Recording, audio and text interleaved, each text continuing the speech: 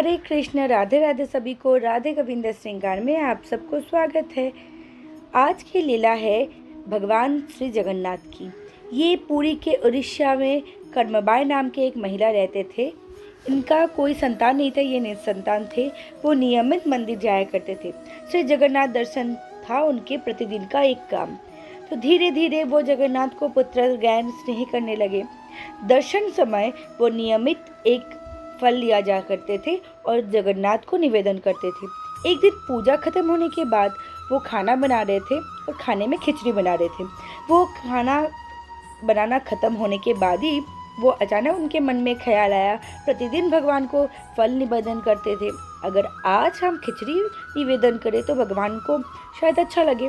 जैसे ही मन में इच्छा हुई वैसे ही काम मन में वो निवेदन करे भगवान श्री जगन्नाथ को खिचड़ी। वो घर में रखा हुआ श्री जगन्नाथ के मूर्ति के सामने वो खिचड़ी रख दिए और परिवेशन करने लगे, निवेदन करने लगे भगवान को खाने के लिए।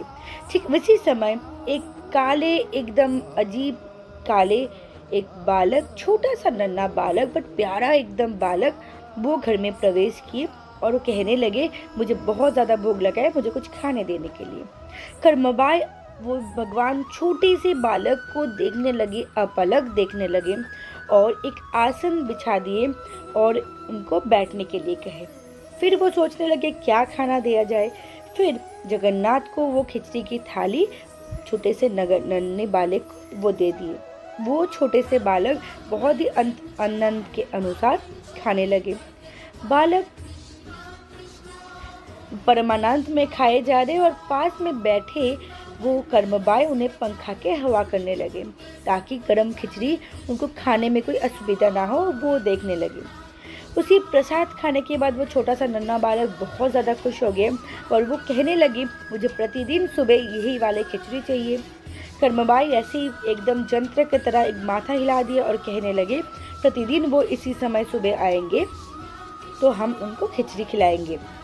तो कर्मबाई अपलक वो छोटे से बालक को देखने लगे और मोड़ घूमते ही वो बालक कहीं अदृश्य हो गए। ऐसे ही कर्मबाई के समय नहीं करते थे। वो खाली मन में सोचने लगे, कब कल सुबह होगा, कब खाना बनाएंगे, वो छोटा से बालक आएंगे और वो भगवान को खाना देंगे, पंखा करेंगे और उनको जी भर के देखेंगे। तो उसके दूसरे दिन कर्मबाई सारा काम धाम छोड़ के वो बैठ गए वो खाना बनाने। वो मन ही मन में भगवान को पूछने लगे कि खाना अच्छा बने भगवान, तो मेरे सहायता करो। और वो छोटा सा नन्हा बालक खा के तृप्त होए, ऐसे ख्याल रखिए। तो प्रार्थना करते करते वो खाना बना रहे थे। खाना खत्म हो गया। जैसे ही थाला वो भगवान को निवेदन किए, उसी समय वो छोटा सा बालक का प्रकट हो गया। तो वो छोटा सा बालक को देख के कर्मबाई के एकदम प्राण आ गए, ऐसे लग रहा है। ऐसे वो एकदम फिर से आसन बिछा दिया, उनको पंखा करने लगे और बालक छोटे से खाने लगे। और इतना सुंदर उनका मुंह है, उनको मुखश्री देख के वो एकदम धन्य हो गया। भगवान का खाना खत्म हो गया बालक का। वो बालक चले जा रहे थे। फिर भगवान को कर्मबाई पूछे कि कल आओगे तो बालक वही माथा हिला के बोले ठीक है और चले गए। कुछ दिन ऐसे कटने लगे। वो हर दिन भगवान का प्रसाद करने लगे। वो बच्चा आते हैं, खाते हैं, फिर वो नेक्स्ट दिन चले जाते हैं और वो नेक्स्ट दिन बोलते आएंगे, फिर चले जाते हैं। फिर कर्मबाई ऐसे ही सोच रहे और कहाँ से ये खिचड़ी का सामान आ रहा है, कहाँ से ये जो सारा सामान मिल रहा है, कहाँ से आपका जो बनाने का सामान मिल रहा है, कुछ समझ में नहीं आ रहा है। बट उनको कोई ध्यान ही नहीं है। वो खाली खाना बनाते जा रहे और वो छोटा सा बालक खाना खाते जा रहे। ऐसे ही कुछ दिन जाने के बाद एक दिन वो जगन्नाथ मंदिर के पुजारी कर्मबाई के पास आए और कहने लगे, बहुत सारे दिन हो गए, तुम गए क्यों नहीं मंदिर भगवान को दर्शन करने के लिए। तो वही बातों बातें में सारा दिन का क्या कहानी है वो काटते हैं कैसे दिन, वो कर्मबाई पुजारी को कहने लगे। तो इसी ध्यान में पुजारी ने कहा, थोड़ा सा साफ सफाई करके पूजा करना या फिर भगवान को भोग निवेदन करना, उसके पहले तुम स्नान ज़रूर कर लेना।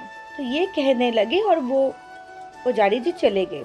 उसके बाद कर्मबाई के मन में एक दुख हो गया कि हम हर दिन बिना कपड़े धुले हुए बासी कपड़े में मैं भगवान का खाना बनाती थी, भगवान को निवेदन करती थी। ये तो बहुत ही अन्याय हो गया, भगवान मुझे माफ़ कर दे, पता नहीं मैंने क्या अनर्थ कर दिया।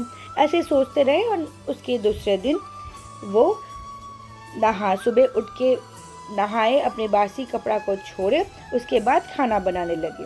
ऐसे करते करते भगवान को खाना परोसे तो वो छोटा सा नन्हा बालक जब आया, उनका मुंह एकदम सूखा हुआ था। वो बैठे, खाना खाए और जल्दी जल्दी में चले गए। तो उसी जल्दी जल्दी में जाने के लिए भगवान के मुंह के पास थोड़ा सा नैवेद्य रह गया था, तब ठीक से साफ नहीं किए थे जल्दी में जाने के वजह से।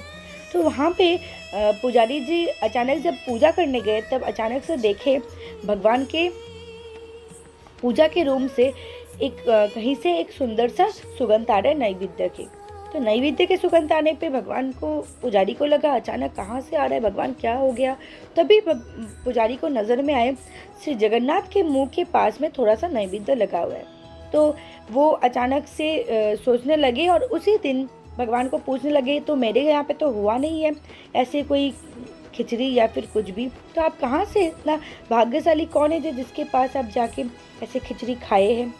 तो उसी समय उसी दिन रात को भगवान को सपने में आया भगवान वो पुजारी का कि तुम इतना जाके कर्मबाई को कहे कि तुम साफ सफाई होके नहा के इसके बाद खाना बनाओ। ऐसे करते करते मेरा बहुत टाइम चला जाता है, फिर बहुत लेट हो जाता है, फिर मैं मंदिर आते मुझे बहुत देर हो जाती है। तो इसी समय मैं ठीक से मुंह पोंछ नहीं पाए, तो तभी तुम देख पाए हो मेरे मुंह पे नैवेद्य लगा हुआ था।